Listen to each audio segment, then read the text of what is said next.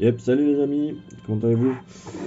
Aujourd'hui, petite vidéo rapide, on va parler du GPS. J'ai vu en ce moment qu'il y a énormément de soucis au niveau GPS depuis la 4.4. Des soucis pour le poser automatique là où il désarme à 20-30 mètres du sol.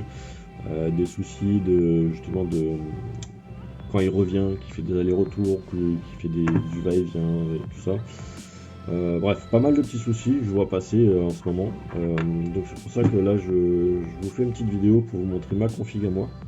Sachant que moi je suis Flash en 4.4, mais c'était la version avant que la officielle sorte, c'était la RC4, donc la Release Candidate 4. Et que j'avais déjà fait une vidéo que je vous mettrai en description début janvier justement sur ce fameux RTH, et pour moi qui fonctionne très bien, je n'ai aucun problème. Donc pour moi il décolle correctement, et quand j'active le RTH il revient, il se pose correctement et de façon très précise. Donc je vais vous montrer tout ça. Alors en termes de matos, donc moi je suis sur une stack SpeedyBee F405 V3, et le GPS j'ai le Matek, le MU8Q 5883, celui équipé du compas. Alors j'ai vu aussi des trucs passer comme quoi c'est le compas qui foutrait la merde, qu'il fallait désactiver le compas ou la boussole ou je ne sais quoi. Dans mon cas c'est pas du tout le cas, ça fonctionne très bien, j'ai le compas qui est actif, je n'ai absolument rien désactivé en termes de boussole ou quoi. Dans mon OSD j'ai bien ma boussole qui est affichée, j'ai bien ma petite flèche qui est affichée, et ça fonctionne très bien. Voilà. Donc ce qu'on va faire, on va passer sur Betaflight et je vais vous montrer un peu ma config. Allez, c'est parti. Donc je vous reprends sur Betaflight. Du coup on va brancher le drone tout de suite. Voilà. Vous voyez bien avec mon GPS qui s'allume. Alors, du coup, donc forcément là on n'aura pas d'accroche, étant donné que je suis en intérieur. Alors je suis sur l'URT6, bien activé GPS. En configuration, hop, donc on a bien activé GPS, protocole, donc j'ai tout laissé par défaut, ou blocks, tout ça c'est par défaut. Le seul truc que j'ai changé, et que je vois beaucoup de gens qui ne le changent pas, et pour moi je pense que c'est une erreur, c'est ici, définir le point de départ une seule fois. En fait, qu'est-ce que ça veut dire? Ça veut dire que du moment qu'il va être alimenté, que vous allez brancher votre LiPo, il va, une fois qu'il aura fixé ses GPS évidemment, au premier armement, il va enregistrer la position de l'armement. Si vous n'avez pas coché cette case, vous allez partir, faire un vol, machin, admettons, vous vous posez, je sais pas moi, pour une vue là, ou une vidéo, vous vous posez sur un toit, vous désarmez sur le toit. Mais ce qui va se passer, c'est que quand vous allez réarmer, bah, la position qui va enregistrer la nouvelle, ça va être sur le toit. Donc si vous faites un RCH, bah, votre drone, vous allez reprendre, partir sur le toit. D'où l'intérêt de cocher cette case. Ou si vous crachez, je sais pas moi, admettons à 200 mètres, vous avez encore le contrôle, vous faites un turtle, vous réarmez, et bien la nouvelle position enregistrée, ce sera celle qui sera à 200 mètres. Voilà, donc attention, cochez bien cette case. Comme ça, en général, le premier armement il se situe à côté de vous, et ça sera la position enregistrée. Si vous débranchez la LiPo, évidemment, il va refaire une nouvelle position. Ensuite, on va dans Failsafe. Donc ici, valeur de sécurité par voie, je n'ai absolument rien touché. Voilà. Je vous le dis, ici, je n'ai pas touché, et j'ai coché sauvetage GPS. C'est ce qu'on veut. Alors, première chose, l'angle. Je vois beaucoup de gens qui mettent des angles à 40, 45. Ça marche. Seulement, après, on a des posts en disant je ne comprends pas, mon drone fait des va-et-vient. C'est-à-dire qu'il avance, il fait ça, il fait ça. À un moment donné, il faut être logique, les gars. Si vous mettez de l'angle ici, donc il va prendre de la vitesse. Mais si ici, là, vitesse au sol, vous laissez à 5 par exemple, bah lui il va pas comprendre. Parce qu'il va se dire vitesse au sol, il faut que je sois à 5 max, mètres par seconde, mais il faut que je mette 40 degrés d'angle. Donc c'est pas compatible. Donc ce qu'il va faire, c'est qu'il va prendre de l'angle, il va voir qu'il prend trop de vitesse, et hop, il va faire ça. Et il va refaire ça à chaque fois. C'est une boucle sans fin. Voilà l'explication. Donc soit vous laissez l'angle ou vous baissez l'angle pour laisser la vitesse par exemple à 5, soit vous augmentez l'angle mais vous augmentez la vitesse. Et là, il va falloir faire des essais pour trouver le bon coefficient angle-vitesse. Parce que si vous mettez, je sais pas moi, 40 ici et que là vous mettez, vous mettez 20, bah du coup il va aller à 40. Finalement, il va voir qu'il va pas assez vite, donc du coup il va faire ça. Mais du coup il a trop d'angle, du coup il va refaire ça, vous voyez. Donc il faut faire des essais pour trouver le bon coefficient angle-vitesse au sol. Moi par défaut, je vous dis, j'ai laissé d'origine, je n'ai pas touché. J'ai laissé 35, j'ai laissé 5. Et ça fonctionne très bien, vous voyez la vidéo que j'ai postée, ça marche très bien. Ensuite tout ça, je n'ai rien touché, gaz minimum. Le seul truc qu'on peut toucher, c'est celui-là, le maintien des gaz. Alors pour avoir ce maintien des gaz, c'est très simple. Vous faites un vol, vous mettez en mode, donc dans l'OSD vous affichez le pourcentage throttle. Vous faites un vol en mode angle et vous le mettez à une vitesse stable. Vous regardez à combien de pourcentage vous êtes en throttle. Ensuite vous venez à beta flight. Dans l'onglet récepteur, vous remettez à, je sais pas moi, on va dire 25% throttle par exemple. Vous remettez à 25% throttle et vous regardez ici dans le récepteur la valeur qui vous affiche. Ça sera la valeur qu'il faudra ajouter ici en maintien de gaz. Ça va être le maintien de gaz idéal pour le retour, voilà, tout simplement. Ensuite, satellite minimum 8, c'est un minimum. Il faut savoir que plus vous avez de satellites, plus vous allez être précis dans la position et dans le retour et dans le posé automatique. Il y en a qui mettent moins, il y en a qui mettent plus. 8 c'est une valeur correcte et de toute façon c'est le minimum pour décoller. Il faut savoir que quand vous allez décoller, vous allez forcément avoir plus de satellites. En moyenne, moi je tourne entre 14 et 15 satellites à chaque fois. Autoriser l'armement sans fixe GPS. Ça peut être utile si, admettons, vous voulez faire de la race et du freestyle et vous voulez pas attendre qu'il fixe les GPS. Via comment ça s'appelle, le script Betaflight par exemple, ou SpeedyBee aussi par exemple. Moi j'utilise soit SpeedyBee soit Betaflight, comme ça j'ai pas de PC, j'ai pas besoin d'amener mon PC.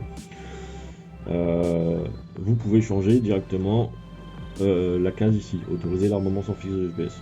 Ça vous permet de pouvoir décoller sans fixe, sans attendre, etc.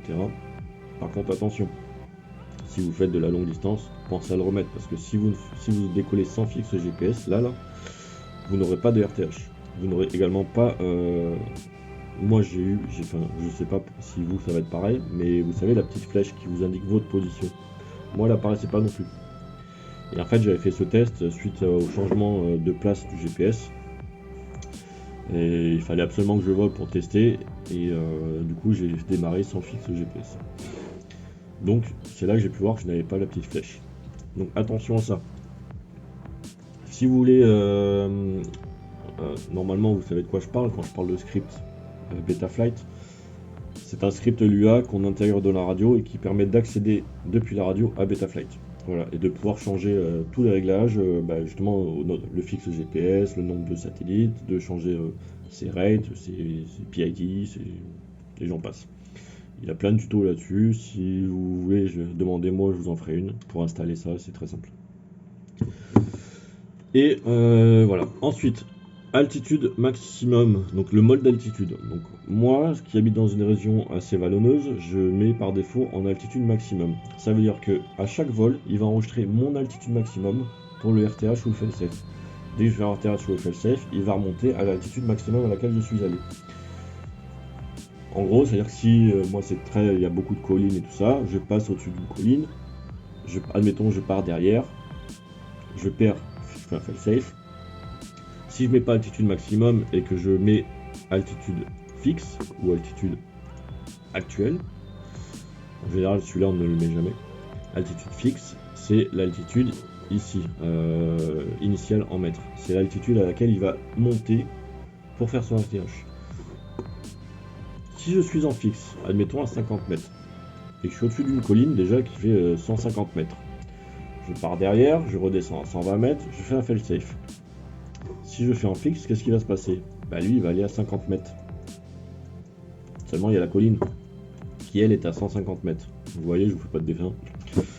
Ça marche très bien l'altitude fixe si vous volez dans des plaines où c'est plat. Voilà, dans le nord de la France, dans le centre, enfin je sais pas où vous êtes. Si c'est plat, vous avez c'est que des champs, vous pouvez mettre altitude fixe, il n'y a pas de souci.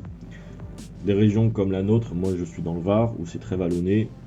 Selon où je vole, en général, on passe en altitude maximum, ça va être l'altitude maximum du vol qu'on a fait pour être safe.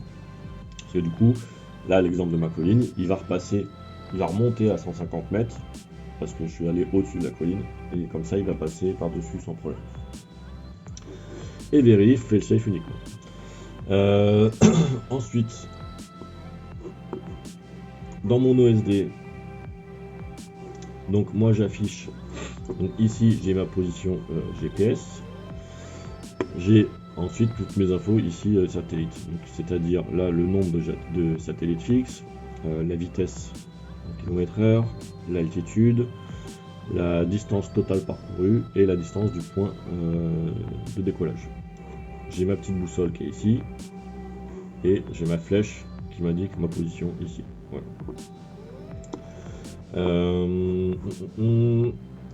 Autre chose super important et pour moi qui est indispensable, je vais vous le montrer tout de suite.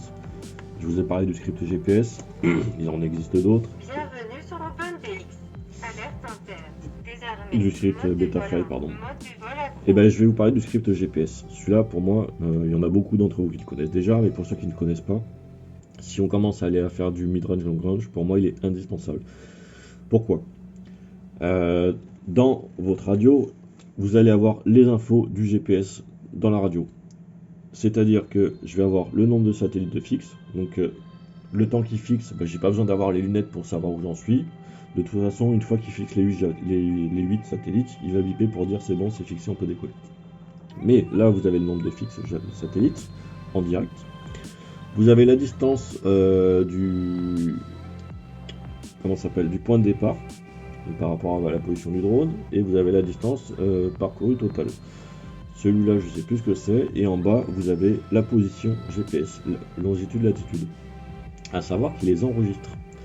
C'est-à-dire qu'avant, il fallait enregistrer le DVR pour avoir la position GPS. Si vous vouliez en long range, vous oubliez d'enregistrer le DVR, vous n'avez plus de position GPS. Et là, vous l'avez dans le baba. Ce script enregistre par défaut la position GPS. Tout le temps. Il y a des intervalles, on peut le régler. Et si vous crachez, la dernière position connue sera affichée ici. Donc pour moi, c'est un must-have. Voilà, ça c'est pareil, hein, si vous voulez que je vous fasse une petite vidéo pour vous montrer comment installer, paramétrer tout ça, dites-le moi en commentaire et je vous ferai ça. Voilà, sinon je pense qu'on a fait le tour. GPS. Donc voilà, vous voyez quand même, je suis en intérieur, dans mon bureau. Dans ma chambre, donc j'ai le toit au-dessus de ma tête et regardez, j'ai 13 satellites de fixe. Voilà. Donc par rapport à la vidéo la dernière fois que j'avais fait où j'avais des problèmes de fixe suite à l'installation du Voxtel, j'ai mis le GPS sur le bras, là on se rend compte que ça fonctionne très bien. Voilà, j'ai 13 GPS de fixe alors que je suis en intérieur. À chaque fois, on va vous dire, vous êtes en intérieur, ça marchera pas, c'est normal, allez dehors faire vos tests. Regardez, je vous prouve par rapport 13. Voilà, là on les voit, ils sont tous là.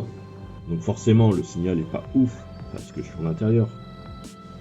Une fois que je serai dehors, ça va être full vert, mais bon, ça marche. Sinon, que dire de plus? Je crois qu'on a fait le tour. Si vous avez des questions, n'hésitez pas à me demander. Allez voir la vidéo de mon vol test que j'ai fait en début janvier. Vous verrez que ça marche très bien. Si vous voulez d'autres questions sur mes paramètres ou des détails, des infos que je vous ai données que vous n'avez pas compris, n'hésitez pas à me redemander, je vous expliquerai. Et puis ça va aller bien quoi. Voilà, je pense qu'on a fait le tour, je vais vérifier une dernière fois. Ah oui, le mode, du coup le mode, bon ça, classique hein. Toc toc toc. Il est où mon mode Je vais allumer ma radio déjà. Bienvenue sur OpenTX. Alerte en terre. Désarmé. Mode de vol 1. Quand je vais Mode de dans vol le à récepteur, donc normalement mon switch c'est celui-là pour le RTH.